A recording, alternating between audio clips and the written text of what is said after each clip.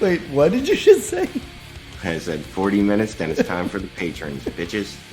All right. Well, that's a good way to open. But welcome to another episode of the Dynasty Trades HQ podcast. Jeremy's shaking his head. My name's Michael Cipes. My name's Michael Cipes. You can find me on Twitter at FFBlitz. And I'm here with my partners, Jeremy Browand. Hey, what up?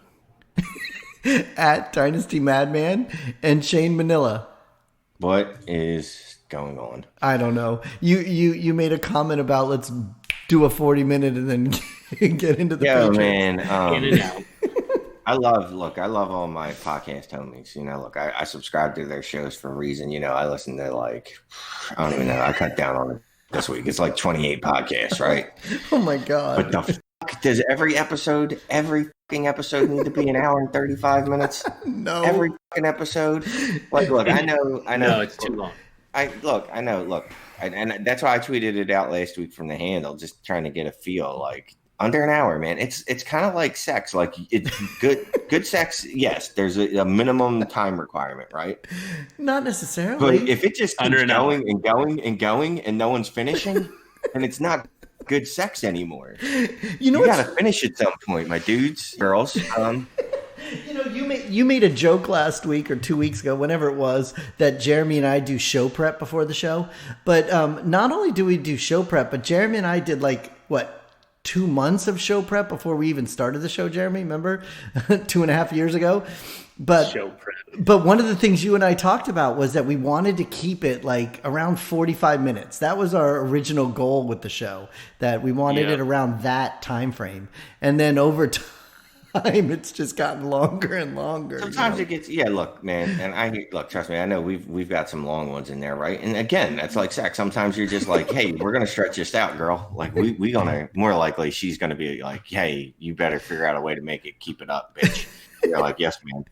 But that's like a once in a while thing. Most of the time, though, look, you get in there, you get your points across. You know what I mean? You vigorously get your points across. There's a little back and forth. I think everybody gets it. Yes. And then you finish, and everybody's just like, that was really good. I'm really happy that we did that.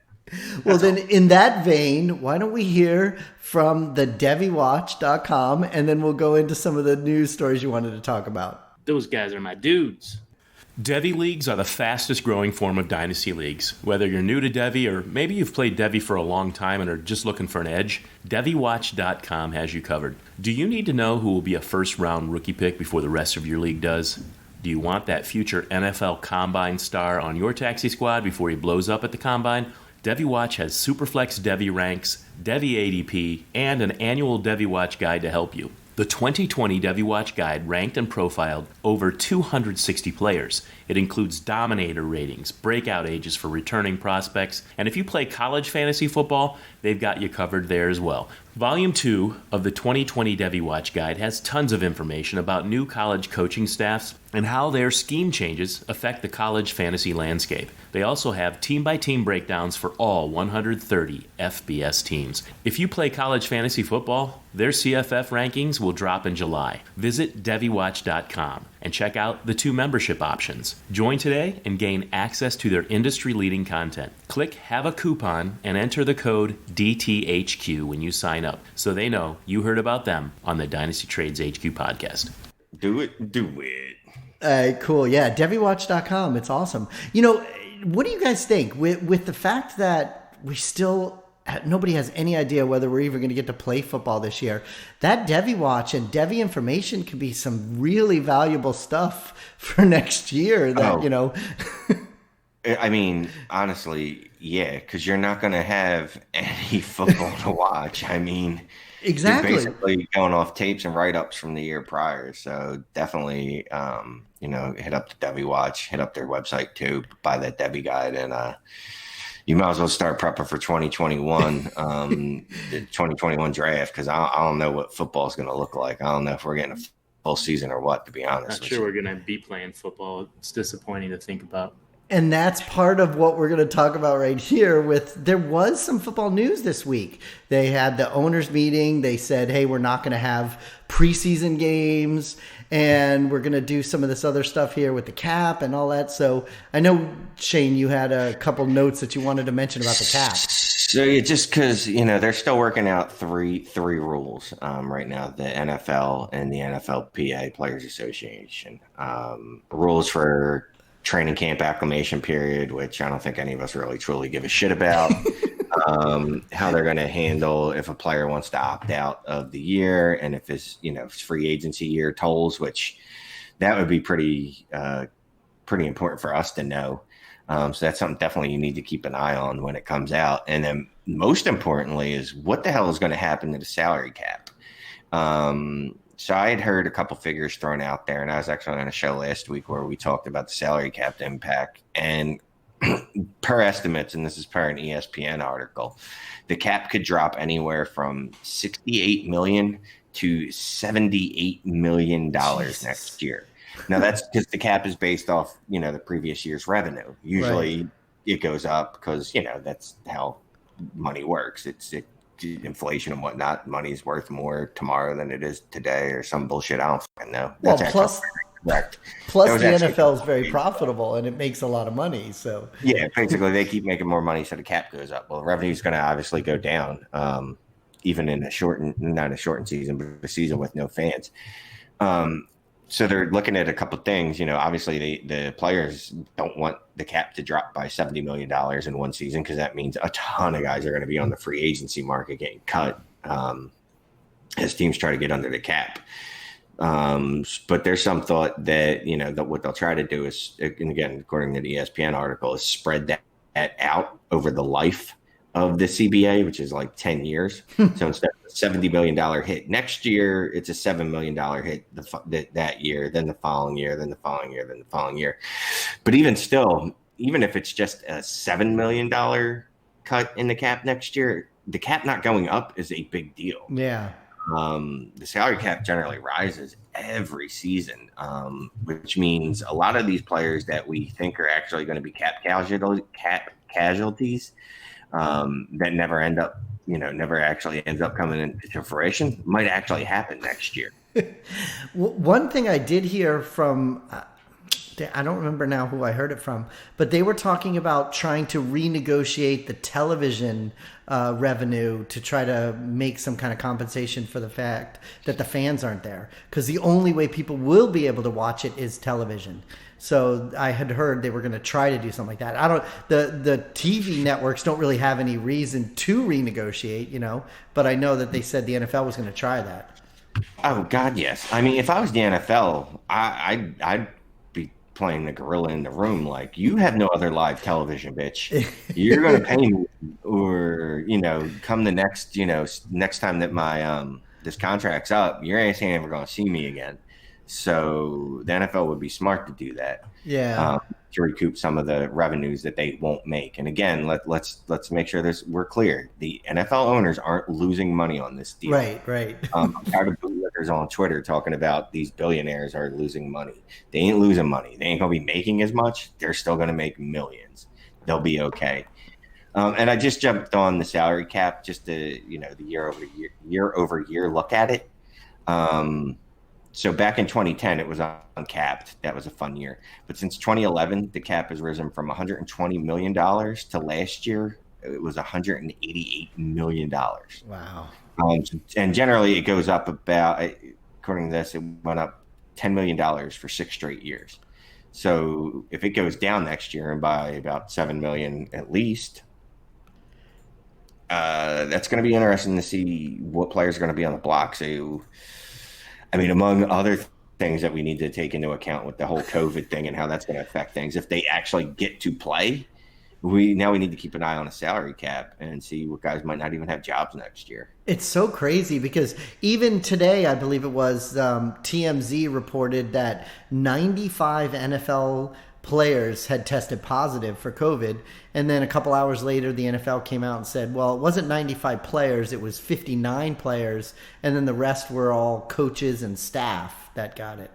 So it's like, even like you said before, players are going to be able to opt out. Players, even if they start the season after week 1, if a couple people get sick, they're like, hey, I'm out of here. Or if someone's wife gets pregnant, they're like, hey, I'm not going to play. I don't want to bring that home to my family. There's so many things that could go wrong with all of this. Yeah, I tried. I don't want to keep saying it every week, so I just won't after this episode. Right. I can't see how this season's going to go, but whatever, man. I'll just act as if, what I mean? In the back of my mind, I have contingencies on how I'm going to treat my dynasty rosters, and we'll talk about that if it comes to fruition. Yeah.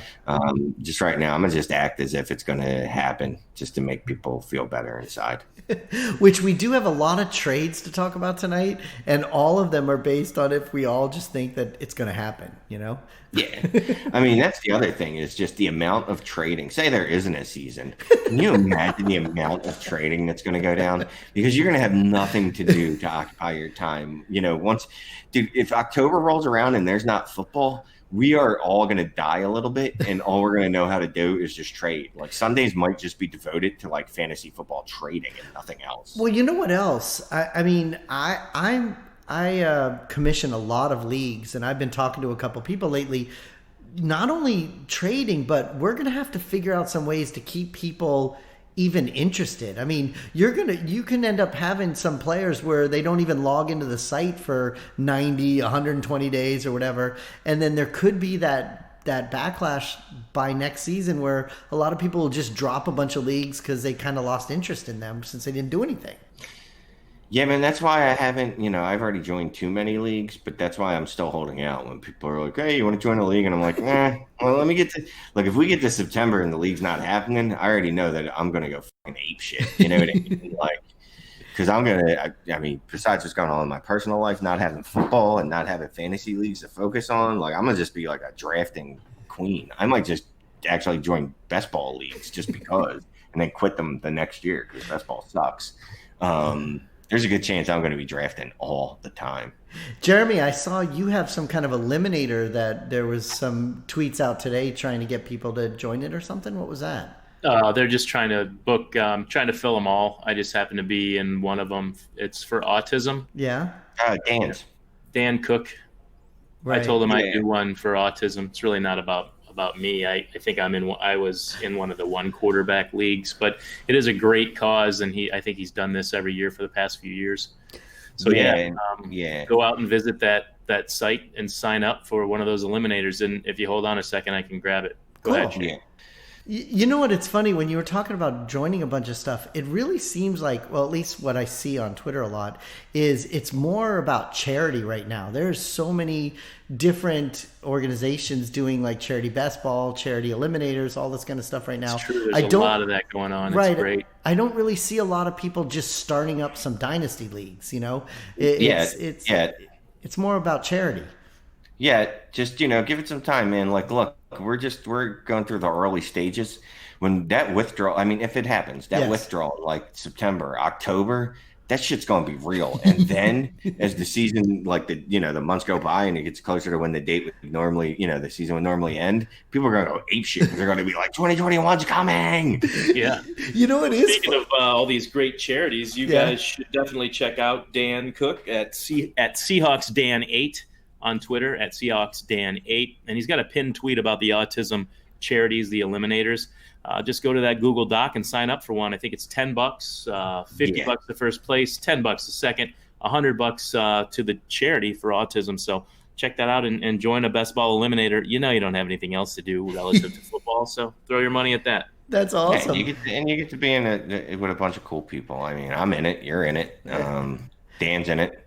I'm sure there's other cool people in there. I don't know. We did a show with them. We did a show with them Friday, Shane. We did. That was fun. The IDP Lounge, and they were talking about it. You know what is funny too? We didn't start one. We didn't start two. We started 3 new listener leagues in the off season.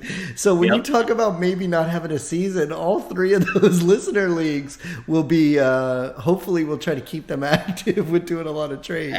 We'll figure it out, man. If I need to go in there and just start trading with everyone. It's cool. You will. Yeah, we've been doing waivers at least. The waivers have been going through. So, well, speaking about trading and everything, why don't we get into some of these trades? Because we have a bunch of them on here, including, we talk about it a lot where we go over some trades that have already happened. But in the pre-show, Jeremy was mentioning how he has a couple trades where he hasn't done it yet, and we thought we might talk about a trade prior to it happening to see what we all thought about it and what other people think about it.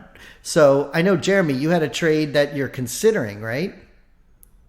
Yeah, we like to bring those to the table on the show a lot, whether we should make a trade or not, to trade or not to trade. So here's one of those examples. I received an offer. It's in a super flex league, 11 starters, kind of a big starting lineup. You start 2 tight ends. You have to, so that gives you 9 other starters. Hopefully 2 of those are your quarterbacks. But, you might have with your 2 quarterbacks and your 2 tight ends, you still have 7 guys to fill in with all your running backs and wide receivers or extra tight ends. And it's a quarter PPC, so it's 0.25 points per carry. This is the trade. David Montgomery, Laviska Shenault, 2021 first. Oh. What that should it says be. Second. And that's different. Yeah. Shane and I both went, because it says second on the sheet. David Montgomery, Laviska Shenault, 2021 first, because the listeners can't see the sheet, or Josh Jacobs. Well, the reason I mentioned the sheet is because Shane went and I felt also because I had a different idea. Yeah, that's a slam dunk on the David Montgomery 2020 first and a Laviska Shenault side. I mean, first of all, it's 11 starters, so it's fucking deep. Yeah. I like Josh Jacobs. I hate his situation. I think we've talked about how John Gruden, for whatever reason, maybe didn't watch his tape, doesn't realize that Josh Jacobs was an excellent receiver in college. Right. I mean, I don't know that. Look, and I don't like David Montgomery after what we saw last year. But at worst, the guy's RB2 for the next probably 2 seasons. We all love Shenault's upside, I think, right? He was a guy that if it wasn't for injury, people were talking about him as one of the top wide receivers of the class. Yeah, that's a slam dunk. And then to get a first in there, and that's what I was going to say. Jeremy, Shane's response to it's true that the changing it to the first definitely to me makes it a slam dunk. Also, plus it goes along with what we're talking about if we have all this free time in the next couple of months to be able to have those 3 pieces to try to trade as opposed to the 1 piece of Josh Jacobs. You know what's crazy about those 2 tight end leagues too? A lot of people don't pay attention to that when they're starting up those leagues until they're already into the draft and they realize, oh shit, I need 2 tight ends. So people need to really pay attention to those 2 tight end leagues. That's really difficult to come up with 2 tight ends. You can't be sleeping in a league like that. Right. So if you have like a first and those 2 pieces, even in a case where you may need to get a starting tight end, you'd have some extra pieces to do a trade. So yeah, I like all 3 of those pieces too. So are you going to tell us which side you are? Oh, no, I'm just going to say that so I won by not trading away my 3 pieces for Josh Jacobs. So there you go. Man. All right. Congratulations. I'm sorry. Josh Jacobs isn't – I like Josh Jacobs again. I like him too, but – he's not – yeah, he's not that dude. We're still haggling. I'm not giving away that much to get Jacobs, and I'm hoping not to part with Shenault. But, yeah, I need a better running back situation than I've got with DeAndre Swift and David Montgomery. That's pretty funny. Yeah, I mean, for that, I mean, look, Josh Jacobs could be a low-end running back 1, right? Like he could be. Yeah. I don't think he will be. I think the addition of Lynn Bowden Jr. and unfortunately the Denver running back that was always in the way there catching passes, Devontae Booker, is that right? Devontae Booker? And also, isn't Jalen Richard still there too? Jalen Richard's still there. There's a lot going on, but none of those players are good. Not to play Jacobs more than they did last year. Sure. He's really good. Yeah. So I think that they're going to have to do that if they want to win football games. I think he gives them their best shot. And I like Lynn Bowden, and the depth they have there is fine. But they really do. It's uncertain, but Gruden's got to lean on Jacobs more this year. You think, but nothing they've done has really, indicated that they're going to do that. Just not with the signings and adding Lynn Bowden. It's just I'm not feeling it yet. Gruden wasn't the guy that ever really threw to the running back. And that was his offensive coordinator's deal that built that into the offense. Yeah, Charlie Garner for a couple seasons. Yeah, exactly. There is one other point about not doing that trade and you keeping the pieces that I was talking with somebody last week where I think depth this year is going to be more important than ever. To have the more pieces on your roster will be important because if some of these top guys, if they get hurt, if they get sick or if they opt out, you're going to need some depth on your roster for people to stick in those lineups, So having those 3 pieces as opposed to the 1 will make a difference in this case also. If you have Josh Jacobs and then all of a sudden he's sick or somebody's sick and then all of a sudden he's not playing, you gave away 3 pieces to get that 1 piece. So I think depth is going to be very important. Especially I usually fade depth, but in an 11, you start 11 guys. You can't be you can't fade that in the age of COVID. Well, that's the thing. I mean, we talk about depth and whether depth is important, and it depends on the league and the starting lineup and how much. But I think this year more than ever, we could be finding that in week 5 and week 4, who knows, as opposed to week 12, 13, where you need the depth. You may need your depth like right away. So it's going to be more important to have some of those guys you can stick in your lineup as opposed to having some roster cloggers, Oh, so there's apparently a storm outside. I was going to cut off at any point. I was going to say I just heard that thunder. And we have some stuff rolling in here too, man. So do you really? We might have to pick this up later or something. All right, no problem. Let's go on with it. So, look, Shane, we got a couple trades here. Let's do 'em. All right, cool. There is one here that it's very difficult to read. It's really small. Do you want me to read it? Yeah, why don't you read it? Because I can't read it. It's way too small. And then you can do the pop-up jokes all you want. Okay, pop. Well, there's a couple in here. I mean, which no, the one that's in black. The Pigs trade? Yeah. No, the one above it. The one that says pigs trade? Oh, yeah. The next one says more pigs. But yeah, the one that says pig trades. Yeah. So, obviously, again, me and Scott Fish are basically best buds. I think I've mentioned that a bunch of times. He doesn't listen to the show, so he can't really refute it. But yeah, we're best buds. So, hold on a second. Jeremy's talking, but he's muted. Yeah. In one of the leagues. Scott's never mentioned that, but we can trust you. Yeah. In one of the leagues that he personally invited me in. Personally. I made a trade, and I had nothing to do with this trade. Someone offered me Ben Roethlisberger. Nope, that's incorrect. Someone offered me. So I can't read it. It's your own trade, and you're doing it wrong. Someone offered me Dak Prescott and Trey Burton for Benjamin Roethlisberger, Jalen Samuels, and Michael Gallup. Fun facts: these are 14-team divisions, I guess you would call them, right? Conferences, divisions. Yeah. I don't fucking know. Super flex, obviously. Right. So you get Dak and who cares about Trey Burton, just because who cares? For Ben and Michael Gallup. The Jalen Samuels and the Trey are kind of who cares. Exactly. Oh, wow. Did you just do that, Jeremy? Making it all big? Now I can read it. Yeah, I can't read it either. I like the Dak side better. You just don't really know what's going on with Ben. I mean, we don't know about anything really, but especially for long term, Dak is better. And the Michael Gallup thing, what do you guys feel about Michael Gallup? I actually got a trade this week, a trade offer from Peter Howard over there. He sent me a trade offer in one of our leagues that included Michael Gallup, but I didn't actually go for it. What do you guys feel with Michael Gallup? I still think he's going to be a very good wide receiver there. I don't see why he can't be, at worst, a wide receiver 2 for the next 2 seasons. And I don't know that he can't be a wide receiver 1 in 2 years when Amari Cooper's contract is, the Cowboys have an easy out. Yeah. You believe that too, Jeremy? I believe that I want Dak Prescott over Michael Gallup, but I do like Michael Gallup.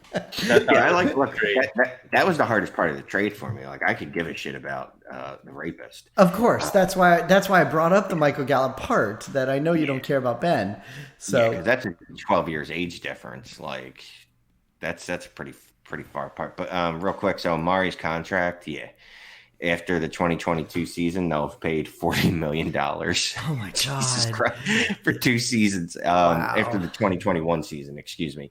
So they can cut him before the 2022 season and save $16 million just that year.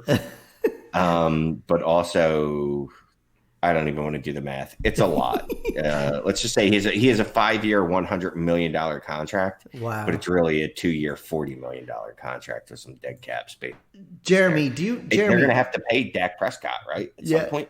Jeremy, do you remember 2.5 years ago when we started doing this show, how much Shane loved Amari Cooper? I still love Amari. He loved Amari Cooper. Yes, he did. I still love Amari, man. Like, if I can get Amari on the cheap, I'm going to buy him all day. I still think he's a stud. It's just I don't know that there's any way they can keep him if they want to actually keep Dak Prescott. You know what I mean? Yeah. Well, I think you have another Pigs trade offer here that's a little bit more, maybe not as easy for all of us to say yes. Is it the same Pigs league, or are you in another Pig? Is it the same league? The same? It's the same league. It's Piggy Wise. This is still my best bud Scott's league.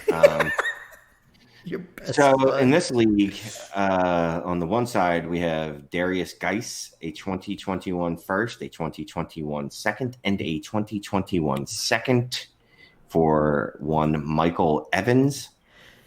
And is some of you uncool folks that aren't in Pigs leagues with my buddy Scott might not know, these are auction leagues. Well, that's what I was going to ask you. How does the Pigs leagues work? Like, what is there contracts? Is there prices? Is there? No, it's auction copies. There's rookies available. There's a certain amount of rookies available. I think 2 copies, and then there's 2 Debbie copies. 14 teams.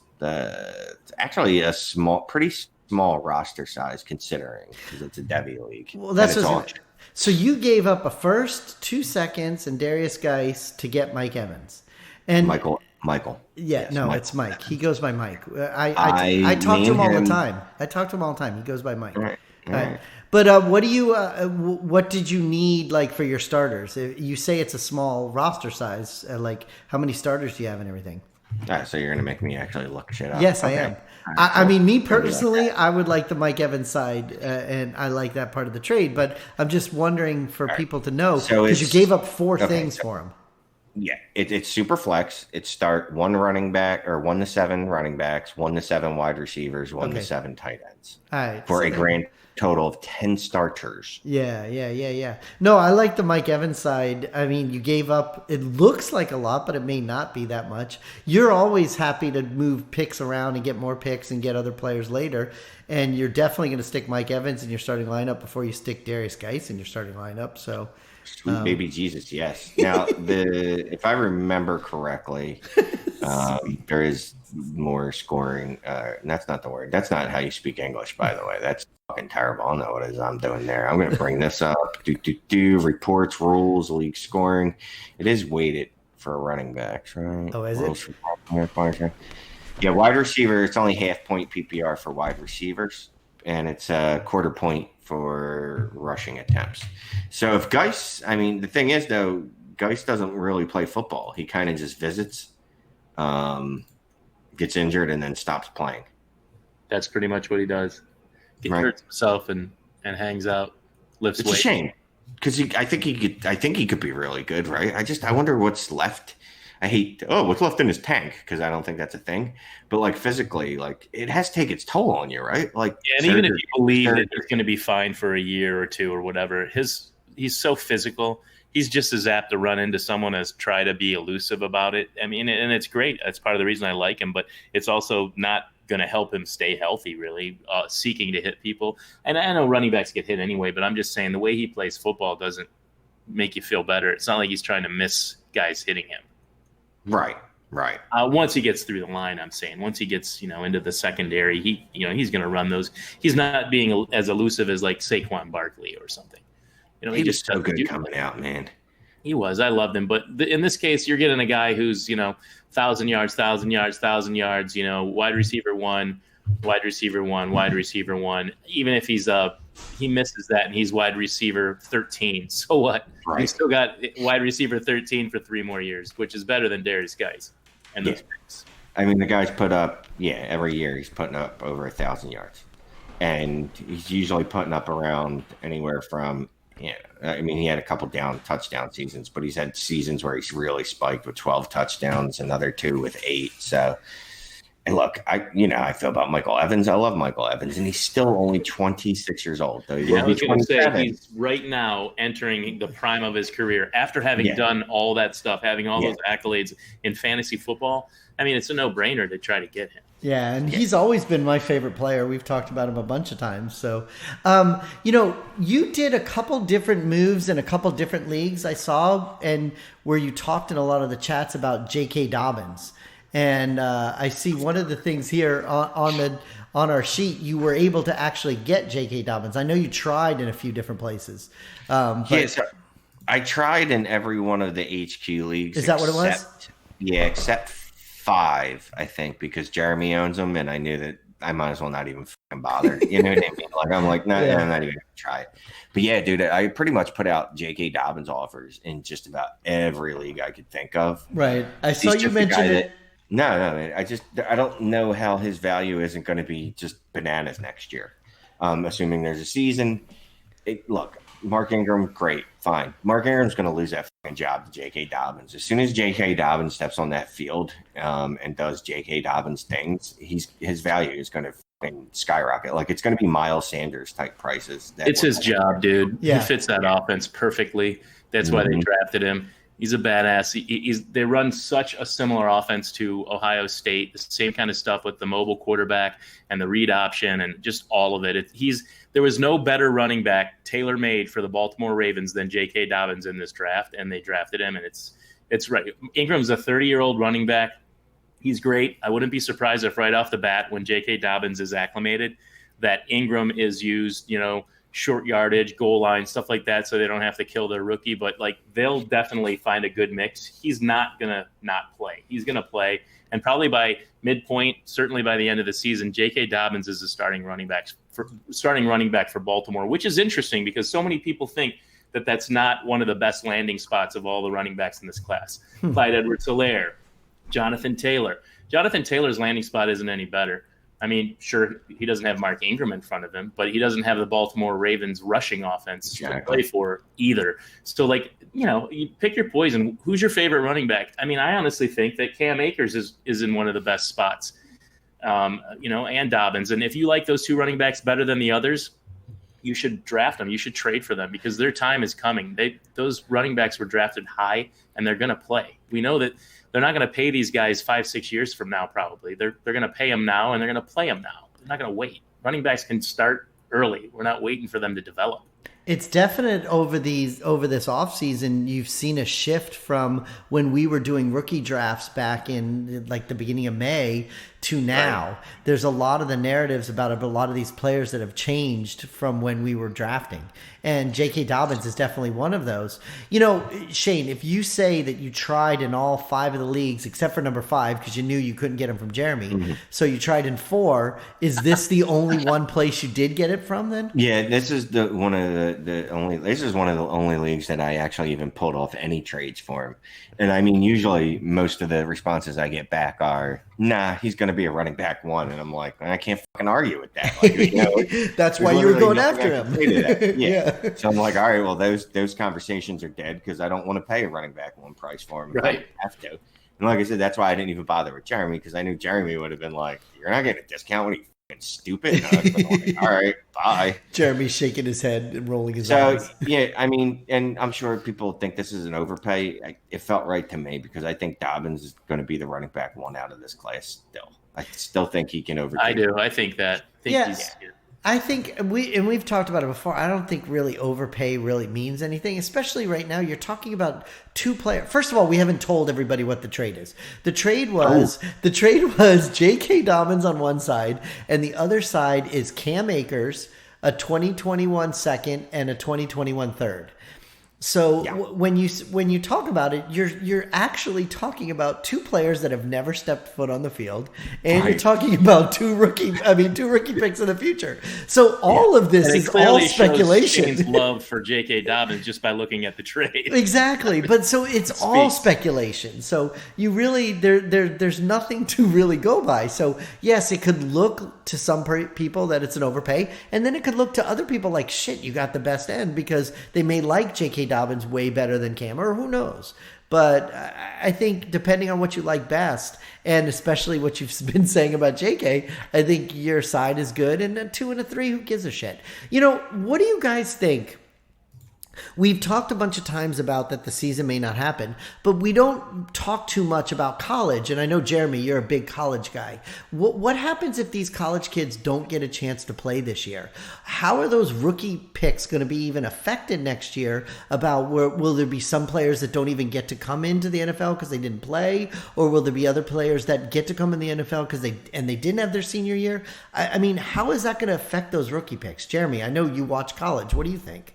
Well, I think, it certainly can't be held against them because they didn't play, their junior season out. I mean, if these colleges, a lot of them aren't going to play. I've already seen schools pull the plug. So the juniors on those teams that could, after this season, enter the draft eligibility, file for draft eligibility and enter the NFL draft in 2021, they're still going to be able to do that. They're at that age. They spent 3 years in school. I mean, you can't keep them from doing that. Some of them are going to go pro. Others, will probably play because they'll still have a season of eligibility. I think it's going to come down to the kinds of players you're talking about. Guys that are already a lock to be drafted. They're going to want to enter the draft. The more highly sought after players, the household names, your Travis Etienne's. Chuba Hubbard, those kinds of running backs, Justin Fields, right? I'd hate to miss Justin Fields' junior season at Ohio State. It would be such a pisser because this season, for fans of Clemson too, this season for big teams looking at the national championship and Heisman trophies, I mean, it's such a loss. But those players could go pro. And so it's up to them and whether they think they have I love my college school so much I'm going to go back and play. Why would you?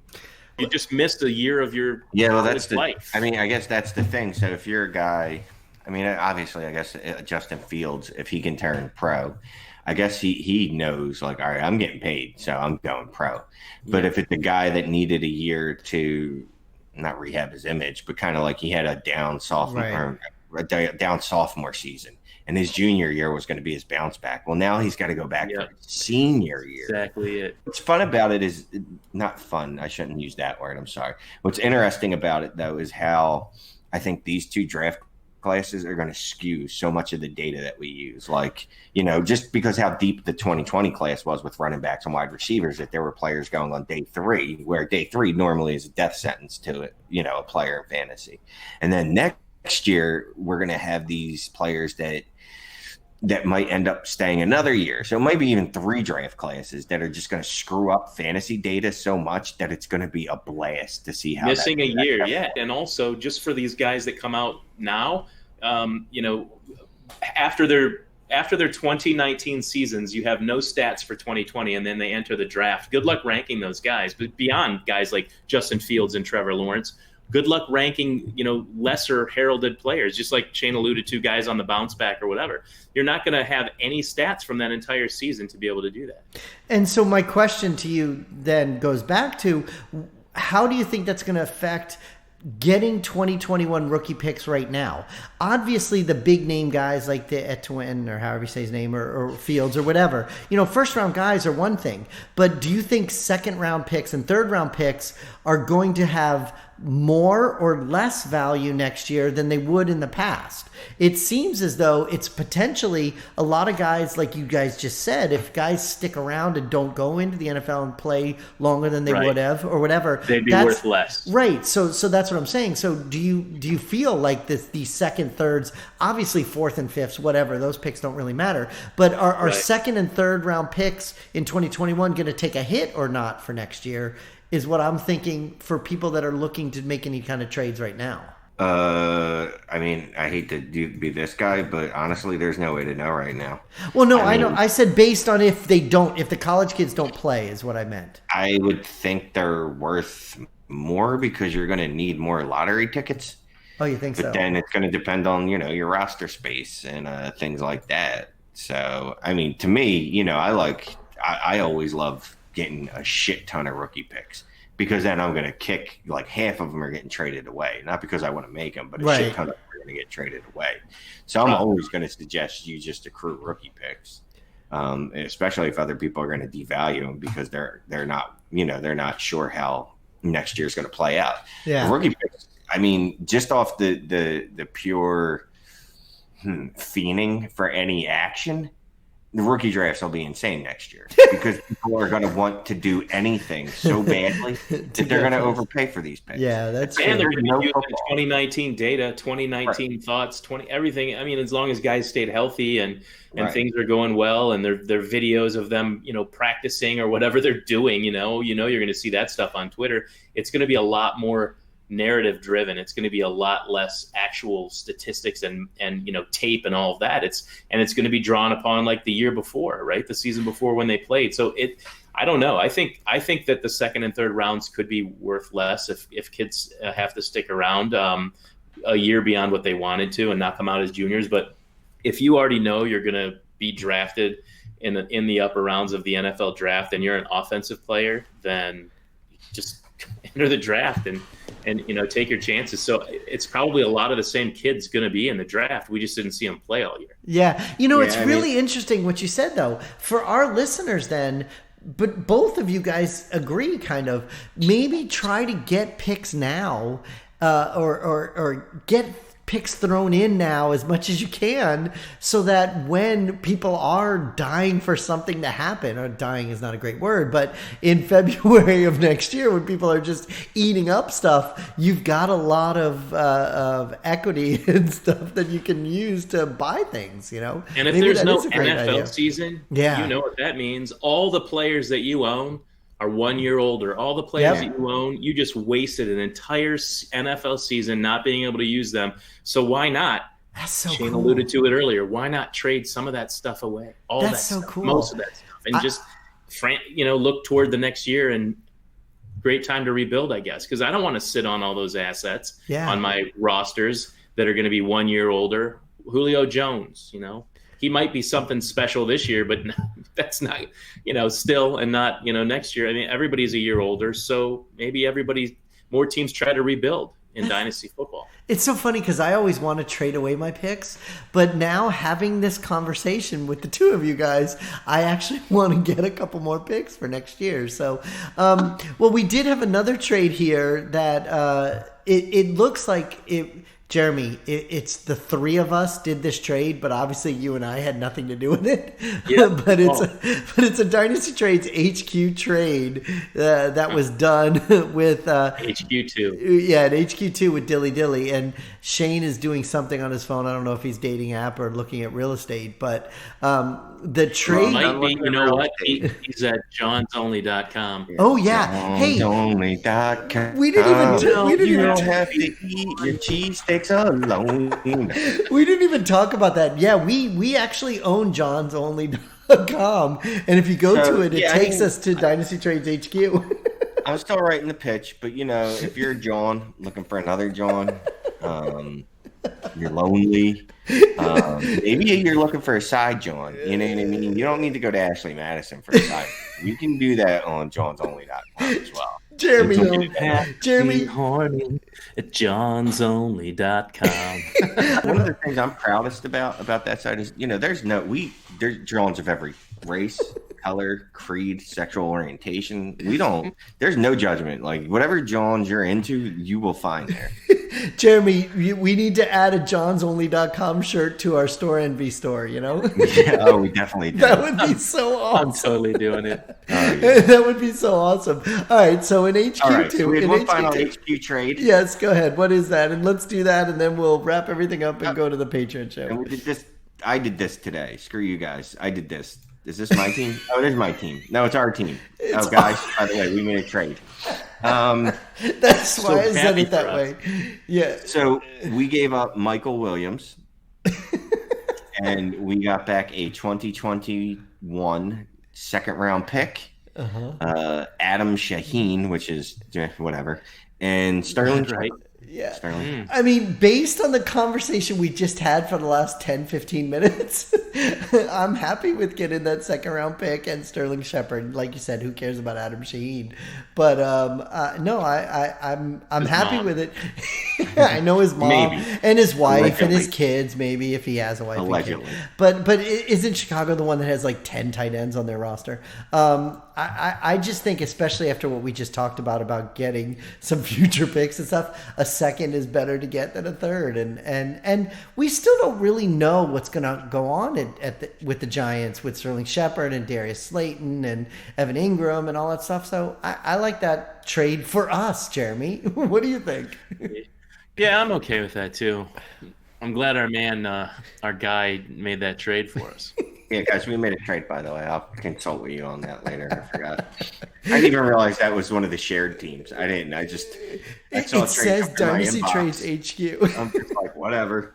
You know what's funny? I see all the trades come through because we're all attached to those teams, and I see it. And every once in a while, when someone offers a trade, I'm like, I want to just click on this. And Shane's like, I didn't accept that. You know what's really funny, Jeremy? I get the texts and the emails. Yeah. So I got like 3 texts today saying your trade offer was accepted. Your trade was offered. Your trade, and it's like, okay. So I'm like refreshing my phone to see what Shane's gonna do exactly. So man, I figure it. Mike Williams, Sterling Shepard, they've got about the same. Yeah, they're the same guy. I mean, obviously they're very different players, very different types of players, etc. But value-wise, yeah. To me, they're about even. To get the second, fine. I mean, look, if Sterling Shepard can, if hopefully that's his name, right? Sterling. Yeah. Yes, I was calling him Golden Shepard on a show the other night. I don't know why. Golden Shepard, a special breed of dog. Yeah, exactly. If he can actually stay on the field, hopefully his concussion issues, he won't. That won't happen again. Right. I mean, how I feel about them. I'm afraid of him. But if he's on the field, I mean, he's a top 30 wide receiver every once in a while. So whatever, that's fine. All right, cool. Well, why don't we wrap everything up and let's go into our Patreon. But before we do that, we've mentioned our store, we've mentioned our Patreons. Let's talk about both of those. So, Jeremy, tell everybody about our store. You need to head over to dthq.storeenvy.com. It's dthq.stornv.com and get some new swag. HQ swag with the brand new logo. I mean, mugs, T-shirts, all kinds of stuff, towels, stickers, you name it, and some fancy stuff too. Like we have shirts with our very own Dynasty Trades, Trash Dynasty trade offers, right, Shane? And I thought you were going to say like ones with bow ties. I was going to say, yeah, because he said fancy, like tuxedos with HQ on the back. We've got tuxedo T-shirts. You're going to be in a wedding. I want to be formal, but I came to party. There's an "I'm not going to lie to you" slogan. Shane's favorite thing to say every show. Some sweet T-shirts and soon to be released JohnOnly.com for all you trade Johns out there that might be dating. Oh my God, that's so awesome! JohnsOnly.com. So Shane, why don't you tell everybody about our Patreons? Yeah, we have a Patreon page. Whatever, you know what the fuck it is. You get bonus podcast every week, the uncensored version of this fucking show. Then you get the bonus podcast every week. Then you get the group me chat. And there's all types of other little goodies that I like to throw people's way just because I'm like fucking Santa Claus, basically. And you are? Wait, wouldn't it be we're Santa Claus? Isn't it our we're Patreon? Santa Claus. Not Santa you. Claus. It's a we. Yeah, It's a we, And we got some new shit coming down the pike for the patrons. Yes. That I think people are going to like. They're going to get the video-only episode. No audio, just video. No audio. No audio. And also some an extra $1 a month. That's part of that pre-show stuff that Shane doesn't usually attend, but today he did attend. So. Yeah, no, we're gonna have the live streaming patron episodes on the YouTubes for people. I mean, we're gonna be doing the thing. Look, I've been losing a lot of weight, so I'm more comfortable with getting on the video. Because you lost weight, that's why. Yeah. You're going to have a johnsonly.com banner above your head, you know? So, I'm getting that shirt. Oh my God, that's going to be awesome. Become a patron. It's great bang for your buck, whatever. All right. And go check out our iTunes account at DynastyTradesHQ. Also on Podbean too at DynastyTradesHQ. You can follow us on there as well. And then our Twitter account at DynastyTradesHQ. And you know what? Go do all that stuff that we just talked about. And we're going to go do our Patreon show right now. So why don't we say goodbye, everybody? Goodbye, everybody. Say goodbye, Shane. Goodbye, Shane. All right, bye.